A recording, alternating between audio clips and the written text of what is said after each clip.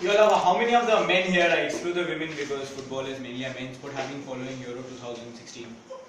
1, 2, 3, 4, 5, 6, right? Remember Portugal versus Iceland? It was a 1-hour draw. What did Cristiano Ronaldo say after the match? Iceland has a small team mentality. They score one goal and they celebrate as if they won the Euros. Right? The whole world trolled him, the world trashed him, said he's one of the best in the world and he has no right to comment. He had no brakes on what he said. So what did he do? He just went on with life. He came back and today he is the joint highest scorer in the Euro with Michel Platini. He single-handedly led his team right into the finals.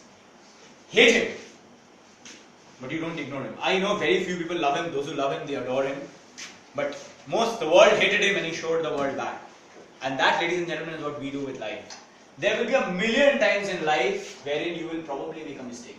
It is said that there is no difference between a word coming out of your mouth and an arrow being shot because none of them can be tracked back. And both will either find its target or will miss it by maybe a couple of inches only. So the only way to make amends is to either honk louder or do something else. Ensure that you have a profound impact with whatever you do. Be it good, be it bad. Because the past, it does not matter. You cannot change it. The future, it is still coming.